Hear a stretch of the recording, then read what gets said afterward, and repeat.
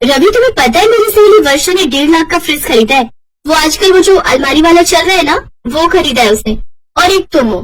मैं तुमसे कब से कह रही हूँ कि एक माइक्रोवेव लेकर दे दो, वो भी नहीं लेकर देते हो। फ्रिज देखो इतना पुराना हो गया है। सुनो ना, हम भी अपनी रसोई में नए सामान लेते हैं, अपनी रसोई को नया बनाते हैं, बिल्कुल अमीरों की जैसी रसोई। शालिनी, तुम जानती हो शादी के तुरंत बाद मैंने ये फ्लैट लोन पर लिया था। अभी इसकी भी किश्त भर रहा हूँ, ऊपर से घर का खर्चा और भी बहुत सारे खर्चे हैं। मेरे लिए अभी इतने पैसे निकालना बहुत मुश्किल है। तुम्हारी सहेलियां बहुत अमीर है, वो ये सब आराम से ले सकती है, पर तुम तो मुझे समझ सकती हो ना। शालिनी रवि का हाथ झटक देती है और चाय का कप और प्लेट उठाकर रसोई में चली जाती है।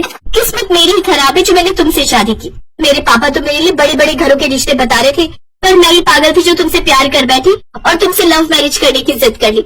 एक तो पहले ही ठीक ठाक घर में पैदा हुई, जहाँ इतने पैसे नहीं थे। शादी हुई वो भी ऐसे घर में जहाँ पर पैसे के नाम पर कंजूसी है, सुम सुम कर पैसे खर्च करो। शालिनी अभी बोल रही थी कि उसकी सास मंदिर से आ जाती है। वो शालिनी की बातें सुन चुकी थी। शालिनी, बहू इतना बोलते हैं, कर तो रहा है रवि, और कितना करे बेचारा, पूरा दिन मेहनत करता है, तुम्हें तो सपोर्ट करना चाहिए। और तुम हो कि उसको सुना रही हो, उसकी कमजोरी का उसे एहसास दिला रही हो। एहसास दिलाऊंगी तभी कुछ करेंगे, वरना ये नहीं कुछ करने वाले। मुझे तो लग रहा है मुझे कुछ करना पड़ेगा, इनके बस का कुछ नहीं। मैं अपनी इच्छाओं को नहीं मार सकती। मैं अपनी सहेली अल्पना के घर जा रही हूँ, रात की रोटी माँ जी बना लेंगी, मेरा डिनर मेरी फ्रेंड के घर पर है। शालिनी मुंह बनाती हुई अपने कमरे में चली गई। रवि अपने काम पर चला गया और उसकी सास दूसरे कामों को देखने लगी। शाम के समय शालिनी अपनी सहेली अल्पना के घर जाती है। शालिनी जब कल्पना की रसोई देखती है तो वो हैरान रह जाती है।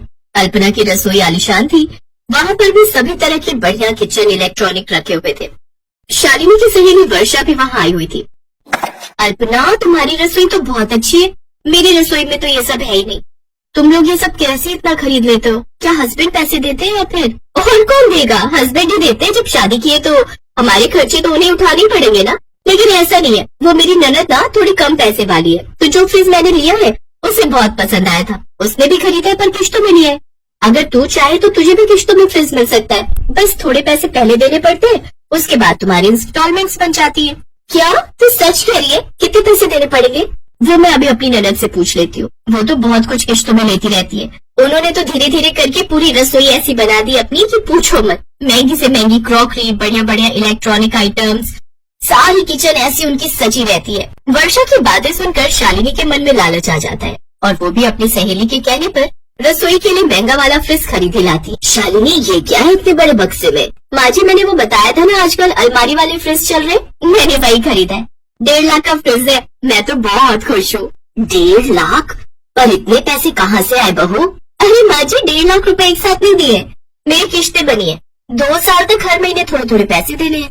बस अब मैं इसको बढ़िया से रसोई में सजा देती हूँ, फिर इसमें अच्छे अच्छे सामान ला कर रखूंगी। उस दिन के बाद शालिनी ने रसोई की हर चीज किश्तों में खरीदना अपनी आदत बना लिया।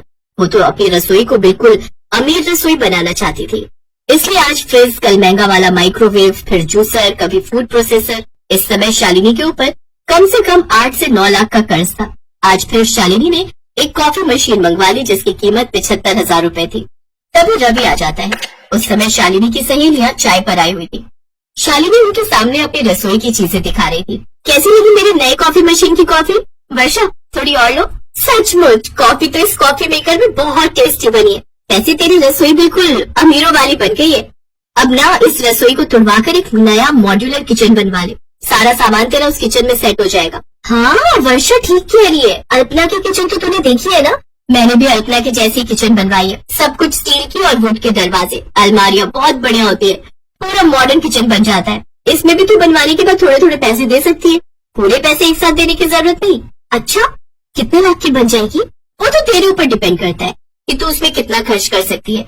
वैसे 1 लाख से 5 लाख के बीच में आराम से बन जाएगी। वो मैं तेरी बात कर दूंगी, है मेरी जानकारी में, वो थोड़े थोड़े पैसे लेकर बना देंगे। ठीक है, मैं प्लान करती हूँ। अच्छा तुम लोग कॉफी पियो, मैं तुम्हारे लिए अपने नए एयर फ्रायर में बने स्नैक्स लेकर आती हूँ। शालिनी, रवि बहुत देर का आया हुआ है, मेरे कमरे में बैठा है, वो थोड़ा परेशान है। आप? अच्छा मैं देखती हूँ। क्या हुआ रवि? माँ जी कह रही है कि तुम थोड़े परेशान हो। अब हमारी कंपनी बंद हो रही है, तो इसी वजह से ये लास्ट मंथ है जो हम लोग जाएंगे। फिर अगले महीने से मुझे कहीं और नौकरी ढूंढनी पड़ेगी। तुम्हारी नौकरी छूट गई, पर तुम तो मुझे इस महीने कुछ पैसे देने वाले थे। इसीलिए तुम्हें समझाती थी बहू, पर तुम मेरी बात सुनती कहाँ थी। हमारे बड़े बुजुर्ग कह गए हैं कि जितनी चादर हो उतने पैर पसारने चाहिए। मैंने सोच लिया है माँ जी, मैं ये सब चीजें बेच दूंगी। जब मैं पैसे ही नहीं भर सकती तो मैं ये सब चीजें रख कर क्या करूंगी। पता नहीं रवि की नौकरी कब लगेगी और जब लगने के बाद भी 1 महीने बाद पैसे आएंगे और घर में दूसरी चीजों के लिए भी पैसों की जरूरत है। शालिनी भी बात कर ही रही थी कि उसकी सहेली अल्पना और वर्षा आ जाती है। वो सारी बातें सुन चुकी थी। शालिनी, वो मेरा पर्स यहाँ रह गया था। परेशान मत हो, तो हमारी दोस्त है और दोस्त हमेशा दुख सुख के साथ ही होते हैं। हमने तुझे ये सब खरीदने के लिए उकसाया था और हम ही तुझे हल बताएंगे। देख, मैं ये नहीं कहूंगी कि तू हमसे कर्जा लेकर किश्तें भर, बल्कि मैं ये कहूंगी कि तू नौकरी कर। सच, अगर ऐसा हो सकता है तो मैं तुम दोनों के साथ काम जरूर करूंगी। Thank you Kalpana, thank you Varsha, तुम दोनों मेरी सबसे प्यारी दोस्त हो। शालिनी की आंखों में खुशी के आंसू आ जाते हैं और अपनी सहेलियों की वजह से उसे हिम्मत मिलती है। और आज शालिनी की दोनों सहेलियों ने उसका साथ दिया और धीरे धीरे करके शालिनी ने मेहनत के साथ अपनी सारी किश्तें उतार दी। साथ ही घर की आर्थिक स्थिति में भी बहुत सुधार हो गया, क्योंकि अब रवि और शालिनी दोनों वर्किंग थे।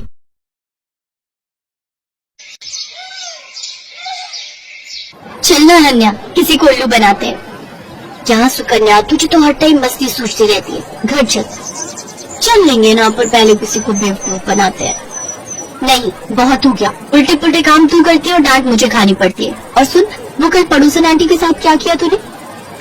क्यों, कुछ कह रही थी क्या? हाँ, मुझसे कह रही थी कि आजा तुझे सबक सिखाती हूँ। बता तूने क्या कहा उन्हें? अरे कुछ नहीं, वो मुझे बहुत खड़ूस लगती है तो मैं उनसे भिड़ गई। और जब उन्होंने मुझसे कहा कि वो मम्मी से शिकायत कर देंगी तो मैंने भी कह दिया, ये मैं भी देख लूंगी, मेरा नाम अनन्या है, अनन्या। इतना कहकर अनन्या गुस्से में सुकन्या को मारने के लिए दौड़ी और सुकन्या अपने घर की तरफ भागने लगी। अनन्या और सुकन्या जुड़वा बहनें थी, देखने में बिल्कुल एक जैसी। उनमें फर्क कर पाना बहुत ही मुश्किल था। कई बार तो उनके माता पिता भी उन्हें पहचानने में धोखा खा जाते थे और इस बात का सुकन्या बहुत फायदा उठाती थी। वो हमेशा कुछ भी शरारत करती तो डांट बेचारी अनन्या को खानी पड़ती। उस दिन भी घर देर से आने के लिए अनन्या को ही माँ से डांट खानी पड़ी। फिर शाम को मिल गया सुकून तुझे? अरे यार, क्यों इतनी टेंशन लेती है? 1-2 साल बाद हमारी शादी हो जाएगी, फिर तू कहाँ और मैं कहाँ। सुकन्या धीरे धीरे और चालाक और कामचोर होती गई और अनन्या उतनी ही मेहनती और संस्कारी। मगर दोनों बहनों की किस्मत ने उन्हें एक दूसरे से दूर नहीं होने दिया। दोनों बहनों की शादी एक ही घर में हो गई। बड़े भाई की शादी सुकन्या से और छोटे की अनन्या से। अनन्या को घर का सारा काम आता था, खासकर वो खाना बहुत ही अच्छा बनाती थी, जबकि सुकन्या ने कभी कुछ नहीं सीखा। फिर एक दिन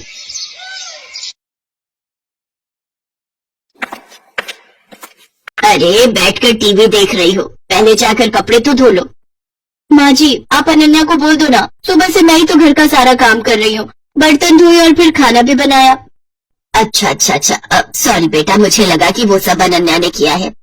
नहीं माँ जी, सारे काम मैंने किए, वो तो बस अभी निकली है अपने कमरे से। अच्छा, रुको जरा, अभी खबर लेती हूँ उसकी। सरला गुस्से में अनन्या के पास गई जो झाड़ू लगा रही थी। दिन भर बस टीवी या फिर आराम, अब ये कोई टाइम है झाड़ू लगाने का? पर माँ जी। चुप हो जाओ, एक उसे देखो, अपनी बहन को, कितना काम करती है बेचारी। अपनी सास की बात सुनकर अनन्या समझ गई कि उसकी बहन सुकन्या ने उसकी सास को भी बेवकूफ बना दिया है। वो अपनी सास से कुछ नहीं बोली और चुपचाप झाड़ू लगाती रही। बेचारी अनन्या सुबह से शाम तक घर के सारे काम करती, लेकिन फिर भी उसे ही सास की डांट खानी पड़ती। फिर एक दिन, अरे बहू चल मेरे साथ रसोई में, आज मिलकर खाना बनाते हैं। ठीक है माँ जी, आप चलो, मैं आती हूँ। सरला रसोई की तरफ चली गई और सुकन्या सीधी अनन्या के कमरे में। अरे अनन्या, वो तुझे माँ जी बुला रही है खाना बनाने के लिए। अच्छा, बस अभी जाती हूँ। सुकन्या ने एक बार फिर अनन्या को बुद्धू बना दिया था और बेचारी अनन्या को पता ही नहीं था कि उसकी सास ने उसे नहीं बल्कि सुकन्या को बुलाया है। उधर रसोई में आ गई, कहाँ रह गई थी? चलो एक काम करो, तुम आटा गूंथ दो, मैं सब्जी काट देती हूँ। ठीक है माँ जी। अनन्या ने बहुत जल्दी और बहुत अच्छा आटा गूंथा था, जिसे देखकर सरला बहुत खुश हुई। और फिर, क्या बात है, इतनी जल्दी और इतना अच्छा आटा गूंथ दिया? अरे तुम अनन्या को कुछ सिखाती क्यों नहीं हो? उसे तो कुछ भी नहीं आता। अनन्या समझ गई थी कि उसकी सास सरला उसे सुकन्या समझ रही थी और वो ये भी समझ गई थी कि रसोई के काम से बचने के लिए कामचोर सुकन्या ने उसे सरला के साथ भेज दिया। उसे सुकन्या पर बहुत गुस्सा आया, लेकिन वो कुछ बोली नहीं। ऐसे वक्त बीतता गया। सरला की नजर में घर का सारा काम सुकन्या करती थी, रसोई सुकन्या ही संभालती थी, जबकि अनन्या सिर्फ दिन भर टीवी देखती थी। जबकि सच इससे बिल्कुल उलट था। और फिर एक दिन, अरे बेटी सुकन्या। जी माँ जी बताइए। उस दिन जो तुमने हलवा बनाया था ना, वो बादाम वाला, मेरा खाने का बहुत मन हो रहा है, मेरे लिए बना दो ना। इसमें कौन सी बड़ी बात है, लो आप टीवी देखो, मैं बस अभी लाती हूँ बनाकर। ना ना, मुझे तो खाना है ही, पर मुझे वो हलवा बनाना भी सीखना है, तो मैं भी चलती हूँ साथ। तुम बनाना और मैं देखूंगी। अब आप बैठे ना माँ जी। अरे चलो ना, साथ में बनाते हैं। सरला जिद पर अड़ गई थी और उधर सुकन्या की हालत खराब हो रही थी, क्योंकि आज तक उसने कभी कुछ बढ़िया नहीं बनाया था, जबकि उसकी सास सरला को लगता था कि सुकन्या ने पूरी रसोई संभाल रखी है। लेकिन सुकन्या इतनी जल्दी हार कैसे मान लेती। उसने फौरन दिमाग दौड़ाया। अब माँ जी, मैं तैयारी करती हूँ, तब तक आप बादाम ले आइए। अरे मुझे अपने कमरे में जाना पड़ेगा, बादाम का डिब्बा वहीं रखा है, चलो मैं लेकर आती हूँ। जैसे सरला अपने कमरे की तरफ गई, तभी रसोई में अनन्या आ गई। उसने बिल्कुल सुकन्या जैसी साड़ी पहन रखी थी। तू जा, मैं देख लूंगी। पक्का ना? हाँ हाँ, मुझे पता है कि तुझे कितना हलवा बनाना आता है, जल्दी कर वरना माँ जी आ जाएंगी। अनन्या नहीं चाहती थी कि उसकी बहन को डांट पड़े, इसलिए वो सुकन्या बनकर रसोई में काम करने लगी। उसने अपनी सास को सुकन्या बनकर ही हलवा बनाना सिखाया। हलवा बहुत ही स्वादिष्ट बना था। सरला सुकन्या से बहुत खुश थी, क्योंकि वो तो अनन्या को सुकन्या ही समझ रही थी। फिर जाते जाते सरला ने अनन्या से कहा, बेटी सुकन्या, तुम ना अपनी बहन को भी समझाओ, मुझे तो उसे देखते ही गुस्सा आ जाता है। बताओ, तुम दोनों एक ही माँ की कोख से जन्मी हो, लेकिन तुम में और उसमें कितना अंतर है। सरला की बात सुनकर अनन्या को बहुत दुख हुआ। वो अपनी सास से सब सच कहना चाहती थी, लेकिन फिर अपनी बहन के बारे में सोचकर चुप रह गई। अगली सुबह सुकन्या जैसे ही उठकर रसोई की तरफ आई, तो उसकी सास सरला ने उसका हाथ पकड़ लिया। ये क्या कर रही है माँ जी? आज तुझे नहीं छोड़ूंगी। तूने मुझसे हमेशा झूठ बोला, तुझे कुछ नहीं आता, और तूने हमेशा अपनी बहन की मेहनत को अपना बताकर आराम तलबी की, और वो बेचारी दिन भर रसोई और बाकी कामों में लगी रही, ऊपर से मेरी डांट भी चुपचाप सुनती रही। सरला लगातार सुकन्या को डांट रही थी, तभी सुकन्या ने फिर से झूठ बोलकर बचने की कोशिश की। नहीं माँ जी, मैं झूठ नहीं बोल रही, मैं तो खुद काम करती हूँ। कल रसोई में सारा दिन लगाकर आपके लिए हलवा बनाया था ना, तब तो आप भी वही थी। वही थी, इसीलिए सब कुछ जान सकी। तूने हलवा बनाया था तो जरा दिखा अपनी कलाई, जो कल कढ़ाई उतारते हुए जल गई थी। दिखा ना। अब सुकन्या अपने हाथ पीछे किए बिल्कुल चुप खड़ी थी, क्योंकि उसकी चोरी पकड़ी गई थी। इसके बाद सरला फौरन दूसरे कमरे में गई, जहाँ अनन्या अपनी जली हुई कलाई के साथ खड़ी थी। सरला ने उसके सिर पर हाथ फिराया और बड़े प्यार से बोली, मुझे माफ कर दो बेटी, लेकिन तुम भी मुझसे वादा करो कि इस घाव के ठीक हो जाने के बाद भी तुम और कोई दर्द नहीं झेलोगी अपनी उस कामचोर बहन की खातिर।